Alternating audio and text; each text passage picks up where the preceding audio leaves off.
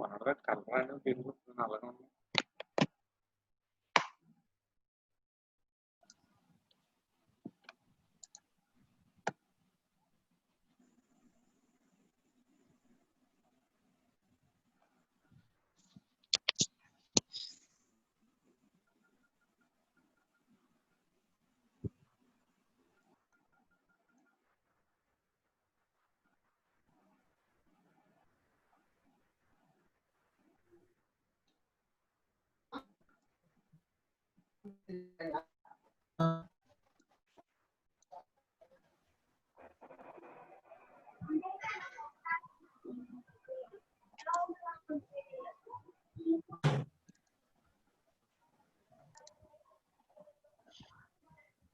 Last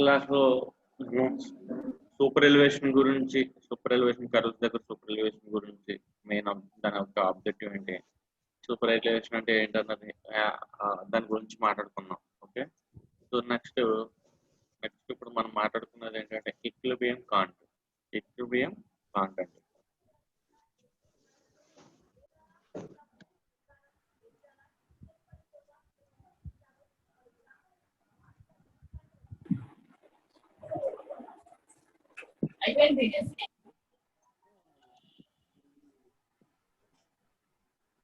okay, so ఇక్కడ చూడండి equilibrium can't అంటే ఏంటి. 1 సెకండ్ అండి, మీరు ఫ్రెండ్స్ వస్తున్నారని చెప్పి నేను వెయిట్ చేస్తాను.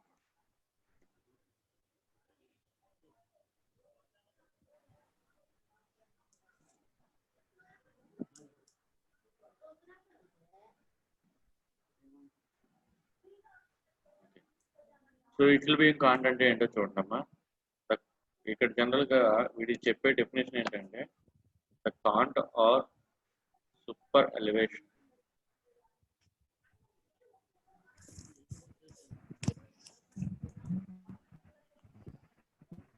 Can't or super elevation as given by the equation. మనకి ఈక్వేషన్ ఒకటి తెలుసండి, సూపర్ ఎలివేషన్ ని ఫైండ్ అవుట్ చేయాలంటే super elevation is denoted with symbol ఈ అమ్మ. సో ఈ అన్న దాన్ని మనం ఫైండ్ అవుట్ చేయాలనుకోండి, సో మనకి ఏంటి GB square by 1.27 into R అంటే. So R is R radius of the, ఇక్కడ కర్వ్ ఏదైతే ఉందో కర్వ్ రేడియస్, అలాగే స్పీడ్ ఆఫ్ ద వెహికల్ వీటిని డిటర్మైన్ చేస్తాం అన్నమాట.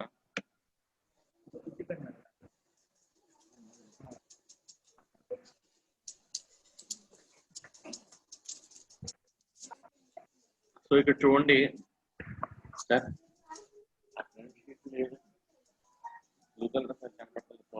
తర్వాత లేదు సార్ వాయిస్ కరెక్ట్గా వినిపిస్తుందా సార్? అమ్మా వాయిస్ వస్తుందా? వాయిస్ వినపడతలేదా? ఓకే ఇప్పుడు క్లారిటీగా ఉందా లేదా? వస్తుంది కదా. సో ఇక్కడ the load carried by both the wheels will be same అండి. ఇక్కడ ఏమవుతుందంటే సూపర్ ఎలివేషన్ ప్రొవైడ్ చేయడం వల్ల ఏమవుతుందమ్మా, equal load distribution to the wheels అన్నది జరుగుతుంది అనమాట. రెండు వీల్స్ కి సేమ్ లోడ్ అన్నది పడేయడానికి సూపర్ ఎలివేషన్ యూజ్ అవుతుంది. సో ఇలాగ పడకపోతే ఏమవుతుందంటే ఆల్రెడీ మనం డిస్కస్ చేసుకున్నాం. So wheels wear and tear అన్నది ఒక్కొక్క దానికి ఒక్కోలా ఉంటది. దాని వల్ల స్మూత్ సర్ఫేస్ అన్నది ఉండదండి. అలాగే ఇప్పుడు ట్రైన్ లో మనకి వీల్స్ కి దానికి సంబంధించి స్ప్రింగ్స్ ఉంటాయి. మనకి springs is nothing but shock absorbers అనుకోండి, అలాంటివి ఉంటాయి మనకి ట్రైన్ లో కూడా. The springs will be equally compressed and the passenger will not end to lean in the either direction. So ఇక్కడ రన్ అవుతున్నప్పుడు ఎటువంటి డిస్కంఫర్ట్ కానీ, ప్యాసింజర్ మూవ్ అవ్వడం కానీ, పక్కకి లీన్ అవ్వడం కానీ దీనివల్ల జరగదు. సో సూపర్ ఎలివేషన్ ప్రొవైడ్ చేయడం వల్ల ఇది జరుగుతుందని చెప్పేసి చేస్తున్నాడు. సో దాన్ని ఏమంటామంటే such can't is known as that is called equilibrium can't అంటే. అంటే ఏదైతే నువ్వు ప్రొవైడ్ చేస్తావో దాని వల్ల లోడ్ డిస్ట్రిబ్యూషన్ అనేది సేమ్ గా జరుగుతుంది. అలాగే సపోజ్ స్ప్రింగ్స్ గురించి మాట్లాడుకుంటే స్ప్రింగ్స్ అన్నవి ఈక్వల్ గా కంప్రెస్డ్ అవుతాయి. అలాగే passenger will not tender to lean అంటే పక్క ఉన్న వాళ్ళ మీద పడకుండా ఉంటాం సూపర్ ఎలివేషన్ లో. ఇవన్నీ జరిగినాయి అంటే దాన్ని అది ఎంతైతే మనం ప్రొవైడ్ చేసిన కాంట్ ఉందో that is nothing but super elevation ఉందో దాన్ని ఈక్విలిబ్రియం కాంట్ అంటాం. ఓకే, సో ఈక్విలిబ్రియం కాంట్ అండి. అలాగే ఈ కాంట్ అన్నది మనం ఎలా ఇస్తాం అంటే average speed of the trains అండి. Basis on the average speed of the trains, average speed ని బట్టి మనం ఏం చేస్తాం అంటే కాంట్ ఎంత అన్నది మెజర్ చేసి చెప్తాం అన్నమాట. The majority of Indian railways provide super elevation for equilibrium speed అండి. జనరల్ గా మనకి ఎక్కువగా ఇండియన్ రైల్వేస్ మనం ఏం చేస్తాం అంటే ఈక్విలిబ్రియం స్పీడ్ లో ఏదైతే ఉందో ఆ స్పీడ్ కి, యావరేజ్ స్పీడ్ కి మనం సూపర్ ఎలివేషన్ అన్న ప్రొవైడ్ చేస్తాం. Average speed under condition of level track అండి. లెవెల్ ట్రాక్ బట్టి కూడా మనం ఇది తీసుకుంటాం అన్నమాట, సూపర్ ఎలివేషన్ ఎంత ప్రొవైడ్ చేయాలి అన్నది. అలాగే average speed or weighted average speed, average speed కనుక మనం కట్టాలనుకోండి సమ్ సింపుల్ ఫార్ములా ఉంటుందమ్మా. సో నెంబర్ ఆఫ్ ట్రైన్స్ ఉంటాయి కదా, సో వాటిని బట్టి మనం యావరేజ్ స్పీడ్ కట్టుకోవాలి. సో ఇక్కడ ఏంటంటే N1, N2, N3 అని అయ్యే నెంబర్ ఆఫ్ ట్రైన్స్ అండి. ఎన్ని ట్రైన్స్ అన్నది రిప్రజెంటేషన్ అవుతుంది ఇక్కడ N. Average Vn is equal to speed of the trains అండి. Speed of the trains is nothing but kilometre per hour లో మనం రిప్రజెంటేషన్ ఇస్తాం అన్నమాట. సో ఇక్కడ ఏం చేస్తాం, సింపుల్ ఫార్ములా ఏంటంటే యావరేజ్ స్పీడ్ కట్టాలంటే ఏంటంటే నెంబర్ ఆఫ్ ట్రైన్స్ అంటే నెంబర్స్ వచ్చి train 1 into speed of the train 1 plus train 2 into speed of the train 2 ఇలాగా by average number of trains ఎన్ని ఉంటాయి అన్ని యావరేజ్ చేసుకుంటే దాన్ని బట్టి యావరేజ్ స్పీడ్ అన్నది మనకి డిటర్మైన్ అవుతుంది. ఓకే, సో ఈ యావరేజ్ స్పీడ్ కి మనం ఏం చేస్తాం, సూపర్ ఎలివేషన్ అన్నది డిజైన్ చేసుకుంటాం. Okay, next can't deficiency. So can't deficiency కూడా మనం రికమెండ్ చేయాలండి. కాంట్ డెఫిషియన్సీ అంటే ఏంటంటే difference between the equilibrium can't కి అలాగే theoretically necessary for the maximum permissible speed అనే కర్వ్ అండి.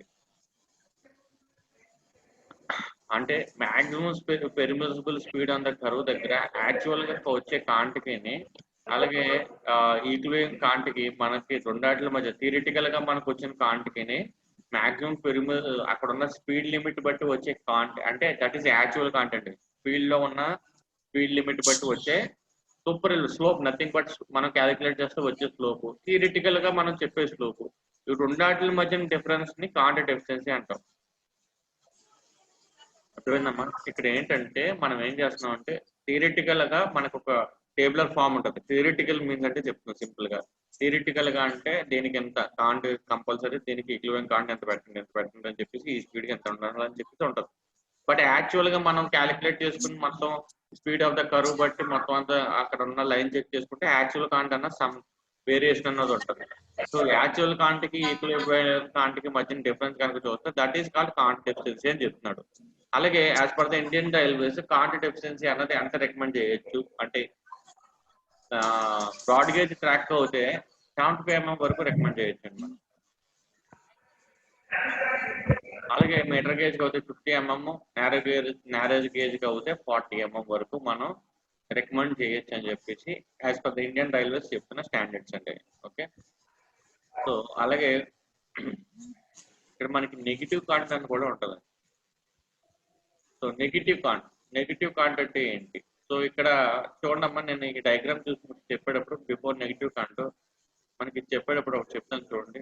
So this is the main line అన్నాడు, అవునా? రెడ్ కలర్ లో ఉన్నది బ్రాంచ్ లైన్ అన్నాడు. రెడ్ కలర్ లో ఉన్న బ్రాంచ్ లైన్ అన్నాడు. అంటే మెయిన్ లైన్ ఎలా పోతుంటే branch line, sub branches. Branch line ఎందుకు వస్తుంది? ఇక్కడ ఏదైనా స్టేషన్ ఉండొచ్చు, లేకపోతే అదర్ ఏదైనా చిన్న మేజర్ స్టేషన్ ఉండొచ్చు, మైనర్ స్టేషన్ ఏమైనా ఉంటాయి, లేకపోతే అదర్ జంక్షన్స్ ఏమైనా ఉంటే వాటిని కలవడానికి ఈ క్రాసింగ్ అన్నది ప్రొవైడ్ చేస్తాం. ఇక్కడ క్రాసింగ్ ప్రొవైడ్ చేసినప్పుడు బ్రాంచ్ లైన్ వస్తుంది అన్నాం కదా. నేను పాయింట్స్ క్రాసింగ్ అంటున్నాం కదా, పాయింట్స్ క్రాసింగ్ గురించి మాట్లాడుకుంటున్నాం కదా. సో అవి ఎక్కడ ప్రొవైడ్ చేస్తారంటే ఇక్కడ ప్రొవైడ్ చేస్తారు. అది స్లీపర్స్ అవనివ్వండి, స్లీపర్స్ లో కొన్ని వాటిలో స్లీపర్స్ కి కానీ రైల్స్ కానీ చెప్పుకున్నాం.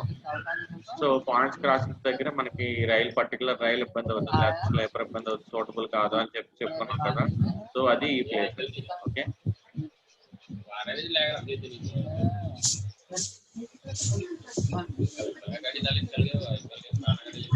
సో ఇక్కడ చూడండి మన నెగిటివ్ కాంట్ అంటే ఏంటో చూడండి. ఫస్ట్ నెగిటివ్ కాంట్ అంటే ఇక్కడ ఫస్ట్ సింపుల్ గా చెప్పుకోవాలంటే negative can't is equilibrium can't minus can't efficiency. Equilibrium can't కి కాంట్ ఎఫిషియన్సీకి మధ్యన డిఫరెన్స్ ఏదైతే ఉందో దాన్ని నెగిటివ్ కాంట్ అంటాం. సో కాంట్ ఎఫిషియన్సీ అంటే ఏంటో ఐడియా ఉంది మీకు, ఈక్విలిబ్రియం కాంట్ అంటే ఏంటో తెలుసు. ఓకే, సో ఈ రెండాట్ల మధ్యన వచ్చేది డిఫరెన్స్ ఏదైతే ఉందో దాన్ని నెగిటివ్ కాంట్ అంటాం. ఓకే, ఇక్కడ మనం ఫస్ట్ డెఫినేషన్ ఏంటో చూద్దాం, దాన్ని బట్టి ఈ డయాగ్రామటికల్ గా ఏం చెప్తున్నారో చూద్దాం. సో నెగిటివ్ కాంట్ అంటే ఏం చెప్తున్నారంటే this is a unique station which occurs when the main lines on a curve with a branch line turnout. A branch line turnout of a contra flexure. So, if the branch out is on the same side of the similar flexure, there is no problem of negative cont. So branch line కూడా ఇదే direction లో ఉంటే కనుక ఎటువంటి problem ఉండదు. Branch line ఎప్పుడైనా పోతే against గా కాంట్రా ఫ్లెక్యులర్ యాంగిల్ అన్నది మనకి మెయింటైన్ చేస్తుందో, సో అప్పుడు మనకి నెగిటివ్ కాంట్ అన్నది వస్తుంది అని చెప్తున్నాడండి. ఓకే, ఇదే మెయిన్ లైన్ కి ఇలా బ్రాంచ్ లైన్ కూడా మనం పెట్టచ్చు. Okay,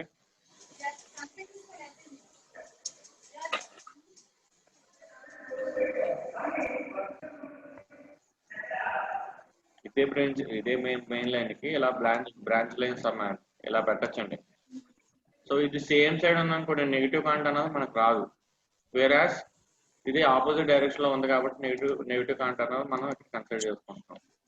This is a contradiction in case where the super elevation necessary for the average speed of the trains running over the main line curve cannot be provided. So ఇలాంటి కేసుల్లో మనం ఏంటంటే super elevation ఒక side provide చేసి ఇంకో side provide చేయలేం.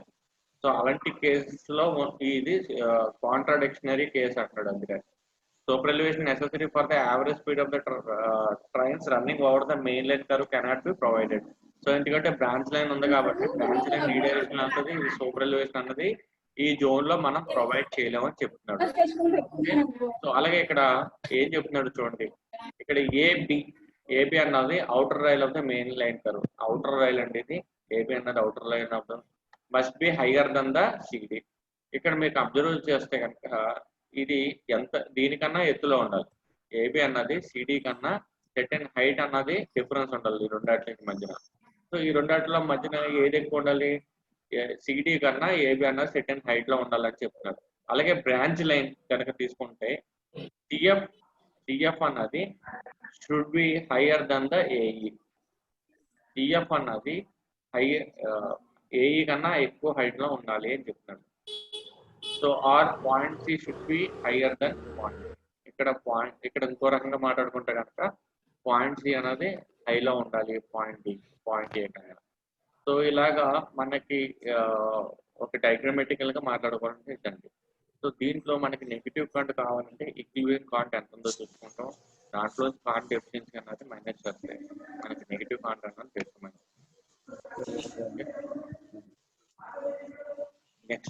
Next one is transition curve అండి. Next one is transition curve.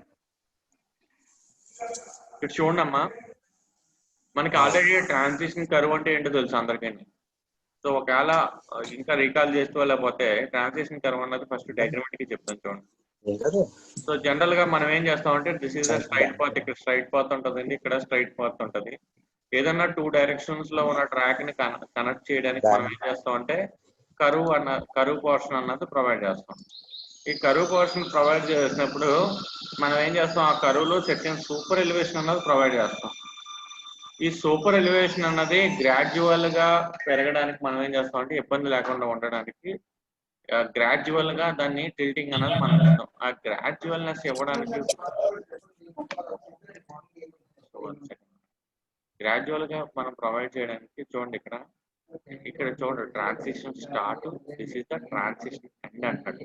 అంటే ఎల్లో కలర్ పాత్ లో ఏదైతే ఉందో that is the main super elevation. ఏదైతే నువ్వు ఎంత వాల్యూ అనుకుంటున్నావు అంత మాక్సిమం ఎక్కడ ప్రొవైడ్ చేస్తావు అంటే ఇక్కడ ఈ ట్రాన్సిషన్ స్టార్ట్ దగ్గర ట్రాన్సిషన్ ఎండ్ ఈ మధ్య పోర్షన్ లోనే టోటల్ కర్వ్ యొక్క రేడియస్ మనం ఏదైతే రేడియస్ అనుకుంటున్నామో అలాగే సూపర్ ఎలివేషన్ వాల్యూ ఎంత అవుతాయి అనుకుంటున్నామో అంతా ఇక్కడే ప్రొవైడ్ చేస్తాం. This is the length of transition zone అండి, ట్రాన్సిషన్ జోన్ యొక్క లెంత్. సో దీనికి మనం ముందు అటువైపు ఇటువైపు మనం ట్రాన్సిషన్ కర్వ్ అన్నది ప్రొవైడ్ చేస్తామండి. So both the transition starting ముందు ట్రాన్సిషన్ ఎండ్ తర్వాత కరువు అనేది ప్రొవైడ్ చేస్తామండి.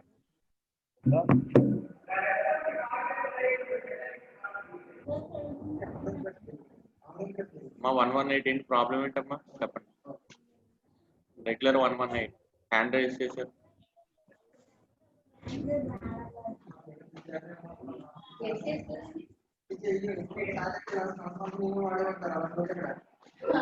అమ్మా రెగ్యులర్ 118 మీకు ఏమైనా ప్రాబ్లం ఉందా లేదా? ఓకే, సో ఇక్కడ చూడండి, ఇక్కడ ఏంటంటే మీకు బోత్ సెక్షన్స్ లో మనం ఏంటంటే ట్రాన్సిషన్ కర్వ్ అన్నది ప్రొవైడ్ చేస్తాం అన్నమాట. ఇక్కడ చూడండి, so before that length of the first transition radius ఇక్కడ ప్రొవైడ్ చేస్తాం. నెక్స్ట్ ఇక్కడ సెకండ్ ట్రాన్సిషన్ రేడియస్ అన్నది that is second transition curve అనేది ప్రొవైడ్ చేస్తాం. ఓకే, ట్రాన్సిషన్ కర్వ్ అంటే ఏంటి? గ్రాడ్యువల్ టిల్ట్ అన్నది మనం ప్రొవైడ్ చేస్తాం. ట్రాన్సిషన్ వాల్యూ ఎంత ఉందో ఆ పర్సంటేజ్ గ్రాడ్యువల్ గా ఆ ట్రైన్ కి ఆ రైల్ కి మనం ప్రొవైడ్ చేసి ఎక్కడైతే మన కరువు ఉందో ఆ కరువు పర్సన్ లో ఫుల్ లెంత్ లో ట్రాన్సిషన్ అన్నది అదే కరువు యొక్క రేడియస్ అదే nothing but super elevation maximum super elevation value అన్నది అక్కడ వస్తుంది అన్నమాట. సో ఇక్కడ ట్రాన్సిషన్ కరువు గురించి ఏం చెప్తున్నారంటే, as soon as the train commence motion on a circular curve అమ్మే స్ట్రైట్ లైన్ ట్రాక్ లోంచి ఎప్పుడు అవుతే సర్క్యులర్ కర్వ్ పోర్షన్ లోకి ట్రైన్ అన్నది మూవ్ అవుతుందో it is subjected to sudden centrifugal force. అంటే సబ్జెక్టెడ్ టు సడన్ గా సెంట్రిఫ్యూగల్ ఫోర్స్ అన్న దాని మీద అప్లై అవుతుంది. Which not only cases discomfort to passenger. ఎప్పుడు సెంట్రిఫ్యూగల్ ఫోర్స్ అప్లై అయిందో ఆ పక్కకి లీన్ అయిపోతాం జరుగుతుంది అన్నమాట. సో దానివల్ల డిస్కంఫర్ట్ ప్యాసింజర్ కి డిస్కంఫర్ట్నెస్ వస్తుంది. But also discomforts the track alignment. Track alignment కూడా దాన్ని ఎఫెక్ట్ అవుతుంది. And effects the stability of the rolling stock. ఈ అన్నిటి వల్ల ఏమవుతుందంటే కింద పట్టాలు కానీ మొత్తం అన్ని ఎఫెక్ట్ అవుతాయి. సో దీన్ని స్మూతన్ చేయడానికి ఏదైతే ట్రైన్ వెళ్ళిందో ఆ ట్రైన్ స్మూత్ రన్ లో వెళ్ళడానికి స్ట్రైట్ లైన్ టు కరువు పోర్షన్ వెళ్ళే ముందు మనం ఏం చేస్తాం అంటే స్ట్రైట్ లైన్ నుంచి కరువు రీచ్ అయ్యే ముందు ట్రాన్సిషన్ కర్వ్ అన్నది ప్రొవైడ్ చేస్తాం. So this is for on the other side of the curve. So దీని వల్ల ఉపయోగం ఏంటి? So the centrifugal force is built up gradual అండి. సో సడన్ సెంట్రిఫ్యూగల్ ఫోర్స్ మనం అప్లై చేయకోకుండా ఇక్కడ ఏం చేస్తాం, గ్రాడ్యువల్ సెంట్రిఫ్యూగల్ ఫోర్స్ అనేది మనం అప్లై చేయడం వల్ల సో మనకి ఈ ఇక్కడ సూపర్ ఎలివేషన్ కూడా స్లోగా మనం slow runs out the uniform rate లో అప్లై చేయడం వల్ల ఎటువంటి డిస్కంఫర్ట్ కానీ there is no discomfort to passengers or no discomfort to the track alignment or rolling stock. అంటే దేనికి డిస్కంఫర్ట్ ఉంటుంది అంటే కింద పట్టాల కాడి నుంచి పైన ప్యాసింజర్ కూర్చున్న కాడి నుంచి వీల్ అలైన్మెంట్ ట్రాక్ అలైన్మెంట్ కానీ ఎటువంటి డిస్టర్బెన్స్ అనేది మనకి అబ్జర్వ్ అవ్వదు. సో దాని గురించి మనం ఏం చేస్తాం అంటే ఖచ్చితంగా ట్రాన్సిషన్ కర్వ్ అనేది ప్రొవైడ్ చేస్తాం. ఓకే, సో మీరు నోట్ చేసుకోండి అమ్మా. లాస్ట్ క్లాస్ లో నేను చెప్పిన ఫార్ములా ఇవన్నీ గుర్తు పెట్టుకుని మీరు నోట్ చేసుకోండి. ఎందుకంటే నెక్స్ట్ క్లాస్ లో మనం చెప్పుకునేది ఏంటంటే ఖచ్చితంగా సమ్స్ చెప్పుకున్నప్పుడు వీటి రిఫరెన్స్ ఇవన్నీ ఏవైతే సమ్స్ ఉన్నాయో ఈ ఫార్ములాస్ ఉన్నాయో అవన్నీ రికాల్ చేసుకోవాల్సి వస్తుంది. ఓకే, సో ఇక్కడ ఆల్రెడీ నేను ఒక ఇంపార్టెంట్ ఫార్ములా చెప్పాను. So degree of the curve కావాలంటే ఏంటి? 1720 per 1 degree curve. ఇది ఒక important formula. Next safe speed అనేది కర్వ్స్ దగ్గర సేఫ్ స్పీడ్ క్యాలిక్యులేట్ చేయాలంటే ఫార్ములా ఏంటి? ఇది ఈ ఫార్ములాస్. అలాగే కాంట్ ఎఫిషియన్సీ మాక్సిమం వాల్యూస్ అంతా రికమెండెడ్ చేసినాయి ఏంటి? నెగిటివ్ కాంట్రోల్ ఫార్ములా ఏంటి? ఈక్వివలెంట్ కాన్ఫిడెన్స్ కాంట్ ఎఫిషియన్సీ గుర్తుపెట్టుకోండి. సో నెక్స్ట్ ఇప్పుడు length of transition curve and setting out transition curve యొక్క ఫార్ములాస్ ఏంటి? ఓకే, సో వీటిలో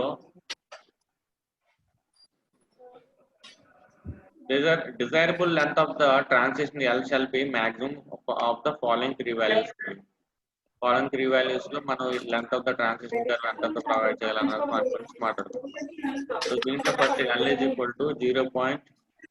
ఫస్ట్ కేసులో ఏంటంటే 0.008 CA ఇంటూ బిఎం అన్నాడు. అలాగే L is equal to B condition లో లెంత్ ఆఫ్ ట్రాన్సిషన్ మెజర్ చేయాలంటే 0.08 ఇంటూ టీడీ ఇంటూ విఎం అన్నాడు. అలాగే next L is equal to 0.72 TA అన్నారు మనం. సో ఇక్కడ L represents the length of transition in metres అండి. Length of transition in metres. అలాగే ఇక్కడ మనకి సిఏ సిడి కూడా ఉన్నాయమ్మా. సిఏ అంటే actual super elevation curve. Actual super elevation on the curve అండి. CD represents the cant deficient in MM అండి, millimetres. So CA value CD value మనం determine చేసుకున్న దాన్ని బట్టి మనం length of the transition curve అన్నది ఎంత వచ్చింది అన్నది మనం చెప్పగలం అండి దీంట్లో. So length of the transition curve మనం మీటర్స్ లో తీసుకుంటాం. అలాగే ఇక్కడ విఎం అంటాం కదమ్మా, VM is the maximum permissible speed in kilometre per hour. So maximum permissible speed ఎంత ఉందో చూసుకుంటాం. దాన్ని బట్టి ఆ విఎం అన్నది ఆల్రెడీ మనం డిటర్మైన్ చేసుకున్న స్పీడ్ తీసుకొచ్చి దీంట్లో ఇంక్లూడ్ చేస్తాం. దీన్ని బట్టి అంటే మనం ఏదో ట్రాక్ అలైన్మెంట్ చేసినప్పుడు దాని మాక్సిమం పెర్మిసిబుల్ స్పీడ్ ఉంటుందో ఆ స్పీడ్ తీసుకుంటాం.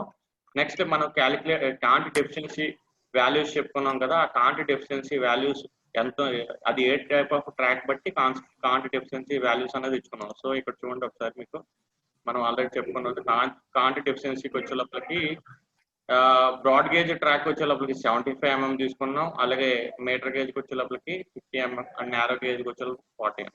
బేస్డ్ ఆన్ ద ట్రాక్ యొక్క అది ఏ టైప్ ఆఫ్ ట్రాక్ బట్టి మనం ఏం చేస్తాం అంటే కాంట్ డెఫిషియన్సీ వాల్యూ ఎంత తీసుకోవాలన్నది ప్రిఫరబుల్ చేసుకుంటాం అన్నమాట. If it is a broad gauge track we will want to go for 75 mm అండి. సో సిడి వాల్యూ అలా డిటర్మైన్ చేసుకుంటాం. ఓకే, సో అలాగే CA is the actual super elevation on the curve in millimetres. అక్కడ మనం CA అన్నది determine చేసుకోవాలండి. Actual super elevation value ఎంత ఉందో చూసుకొని సిఏ వాల్యూ డిటర్మైన్ చేస్తాం. సో ఇలాగా 3 టైప్స్ ఆఫ్ ట్రాన్సిషన్ కర్వ్ యొక్క లెంత్ అన్నది మనం లెంత్ ఆఫ్ ట్రాన్సిషన్ ఎంత అన్నది వాల్యూస్ అన్నది డిటర్మైన్ చేసుకుంటాం అన్నమాట. ఓకే,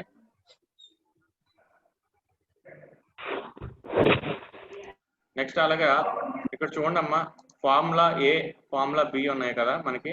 ఆ బేస్డ్ ఇక్కడ ఏమంటున్నాడు అంటే చూడండి, ఏబి అంటే ఏ ఇది, బి ఇది, సి కదా. సో ఏబిసిడి గురించి ఇచ్చాడు చూడండి. The formula A and B are based on the rate of change of content. Based on the rate of change of content and cant deficiency of 35 mm. Cant deficiency of 35 mm per second అని చెప్పి ఇచ్చాడండి. So ఈ రెండు formulas కి దాన్ని base చేసుకున్న rate of change of cant బట్టి cant deficiency బట్టి మనం తీసుకుంటున్నాం అని చెప్పాడు. అలాగే ఫార్ములా సి వచ్చేలోపలికి based on the maximum cant. This is the based on the maximum cant gradient of 1 and 720 or 1.4 mm per meter. So ఇది జనరల్ స్టేట్మెంట్ కింద మనం తీసుకోవచ్చు అండి. Okay,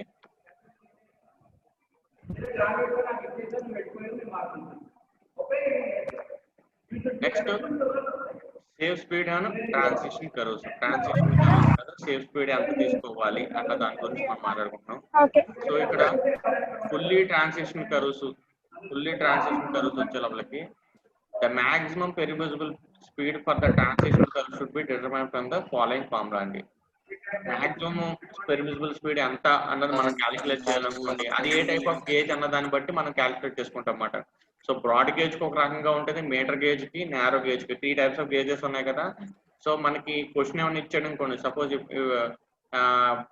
what is the maximum permissible speed for the broad gauge అన్నప్పుడు broad gauge కి సంబంధించిన formula use చేసుకుంటాం.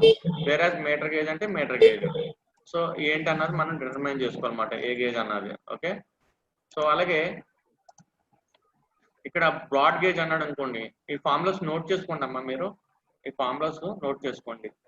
So ఇక్కడ బ్రాడ్ గేజ్ అన్నాడు అనుకోండి, జనరల్ గా మనం డిటర్మైన్ చేయాలంటే, స్పీడ్ డిటర్మైన్ చేయాలంటే మనకున్న ఫార్ములా ఏంటంటే 0.27 √r ఇంటూ TA + CD అండి.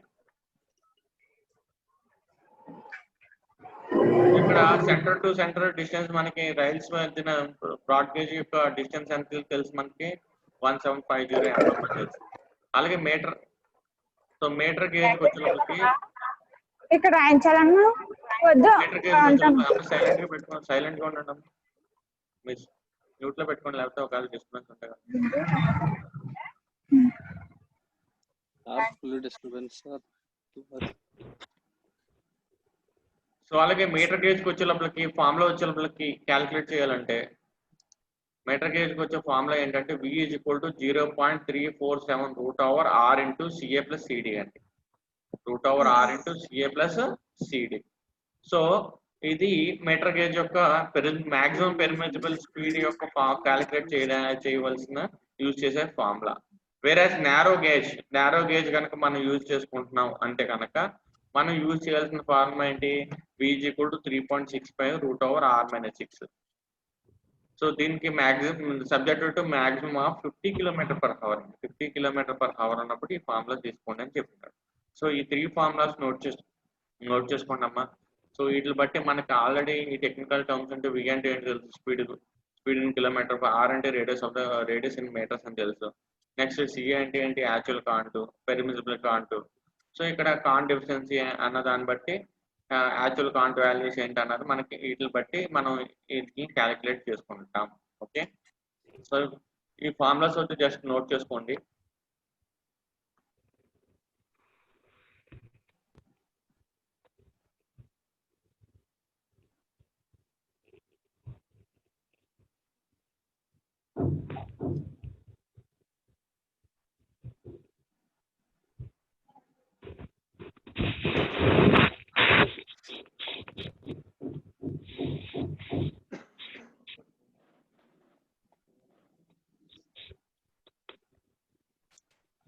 నిమిషం అమ్మా, అటెండెన్స్ తీసుకుంటున్నాను. 130 ఫ్రెండ్స్.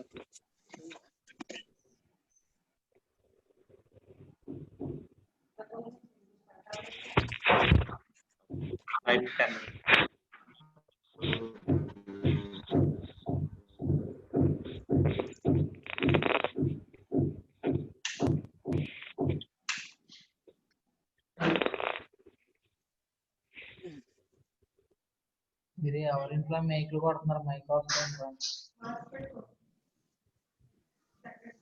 ఇంట్లోనే మినిట్ అమ్మా, ఒక నిమిషం నేను అటెండెన్స్ తీసేసుకుంటాను. సో దట్ మనం స్టార్ట్ చేసుకుంటాం.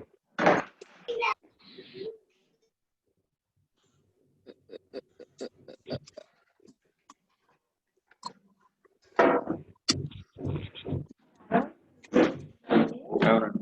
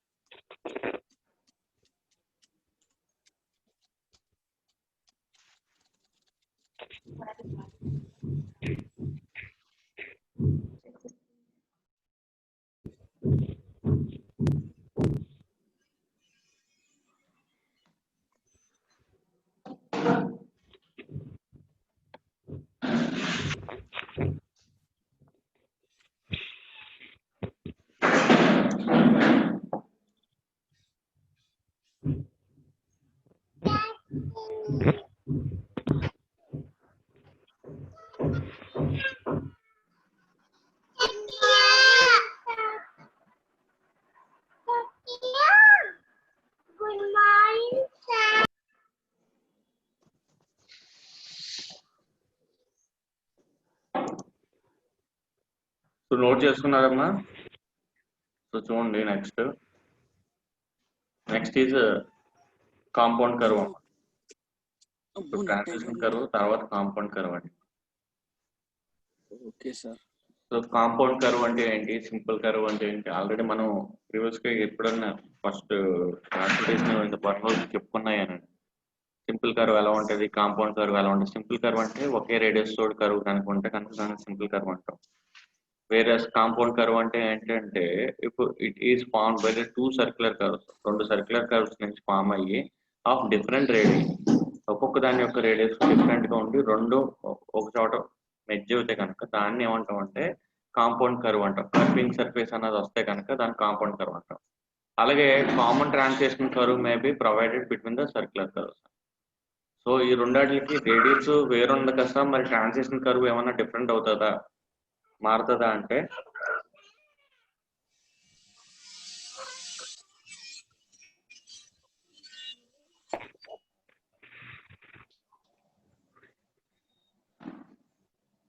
One second.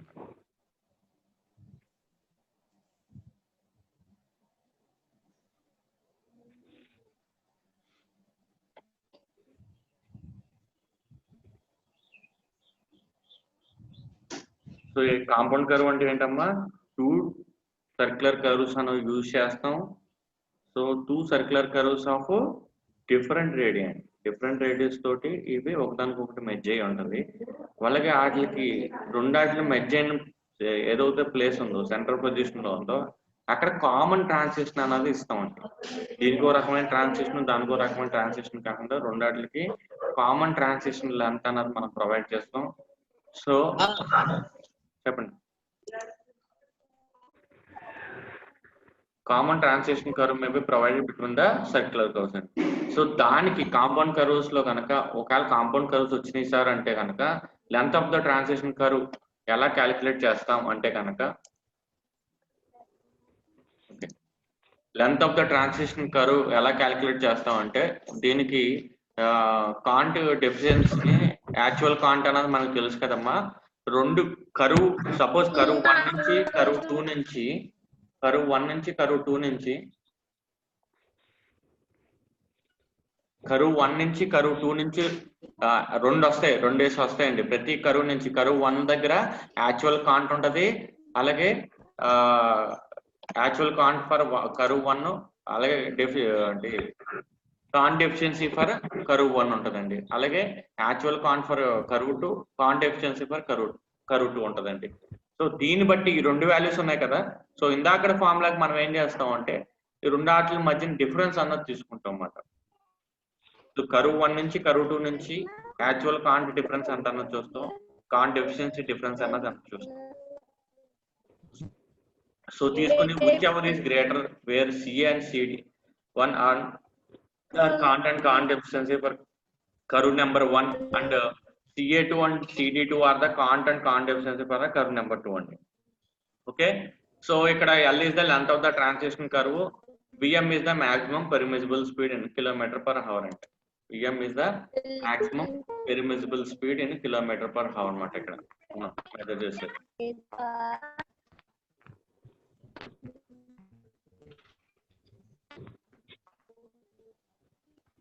Next reverse curve అండి. రివర్స్ కర్వ్ అంటే in case of reverse curve which is followed by the 2 circular. దీంట్లో కూడా మనం ఏం చేస్తాం అంటే 2 సర్క్యులర్ కర్వ్స్ వాడతాం, but which 2 circular curves which curve in opposite direction అండి. ఈ రెండు ఎలా ఉంటాయి అంటే ఆపోజిట్ డైరెక్షన్ లో ఉంటాయి, ఒకదానికొకటి అగ్నెస్ట్ గా ఉంటాయి అన్నమాట. In opposite direction common transition curve may be provided between the circular curves అంటే ఎక్కడైతే ఇందాక కామన్ కర్వ్లు ఏంటంటే రెండు ఒకే డైరెక్షన్ లో ఉంటాయండి, ఒకటి రెండు ఇలా కలుస్తూ ఉంటాయి. ఇది అనుకోండి ఎస్ కర్వ్ టైప్, కానీ రివర్స్ కర్వ్ అంటే నథింగ్ బట్ ఎస్ టైప్ లో ఒకటి ఒక డైరెక్షన్ లో ఉంటుంది, ఇంకోటి ఒక డైరెక్షన్ లో ఉంటుంది. రెండాటికి మనకి మనం common what is that transition అనేది ప్రొవైడ్ చేస్తామండి. ఓకే, అలాగే that total length of common transition length అనేది మనం ఫైండ్ అవుట్ చేయాలంటే దీంట్లో ఏం చేస్తామంటే దాంట్లో డిఫరెన్స్ చూస్తాం, దీంట్లో యాడ్ చేస్తామండి. దీంట్లో ఏం చేస్తాం, యాడింగ్ అన్నది చేస్తామండి. ఓకే, యాడ్ చేయడం వల్ల ఏమవుతుందంటే length of the transition curve for the 2 curves దగ్గర నుంచి ఎంత కాంట్ ఉంది ఆ కాంట్ ని బట్టి, అలాగే కాంట్ డెఫిషియన్సీని బట్టి మనం లెంత్ ఆఫ్ ద ట్రాన్సిషన్ అన్నది మెజర్ చేయగలం. ఓకే, ఎలా that length is the transition is in metres అండి, దీని యూనిట్స్ మీటర్స్ లో ఉంటది. అలాగే పెర్మిసిబుల్ స్పీడ్ వచ్చేటప్పుడు km/h లో ఉంటది.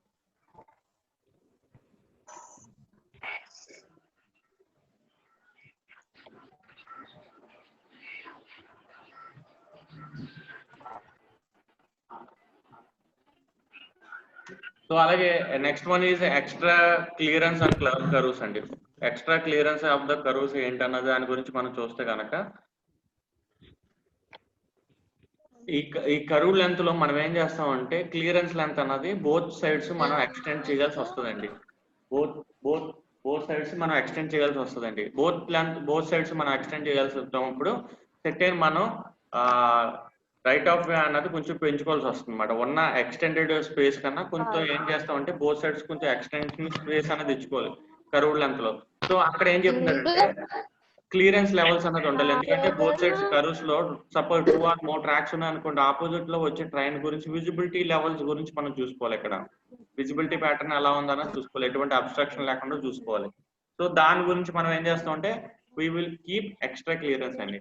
So on curves additional lateral clearance అన్నది lateral డైరెక్షన్ లో క్లియరెన్స్ అన్నది మనం ప్రొవైడ్ చేస్తాం in excess of fixed dimensions అండి. ఇక్కడ డైమెన్షన్స్ ఏమైనా చేంజ్ అవుతాయంటే డైమెన్షన్స్ ఏం చేంజ్ అవ్వవు.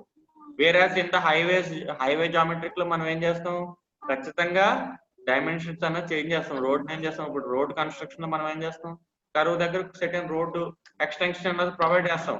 వేరాస్ ఇన్ ట్రైన్స్ లో మనం దాని యొక్క గేజ్, దాని యొక్క అలైన్మెంట్ ఏదైతే ఉందో అదే ఫిక్స్ చేయాలి తప్ప దాన్ని మనం డివైడ్ చేయకూడదు. But both sides left side right side clearance levels అన్నది ఎక్కువ ప్రొవైడ్ చేసుకుంటాం అండి. ఓకే, నార్మల్ డైమెన్షన్స్ కన్నా ఎక్కువ అన్నది మనం ప్రొవైడ్ చేయాలి. 143 మ్యూట్ లో పెట్టుకోండి అమ్మా.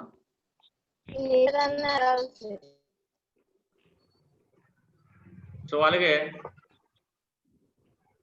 సో ఇక్కడ మనకి అబ్జర్వ్ చేయాల్సింది ఏంటంటే షెడ్యూల్ డైమెన్షన్స్ అన్నవి చేంజ్ అవ్వకూడదు. నెక్స్ట్ అలాగే బిట్వీన్ ఎడ్జసెంట్ ట్రాక్స్ కి చేంజింగ్ అన్నది జరగకూడదు.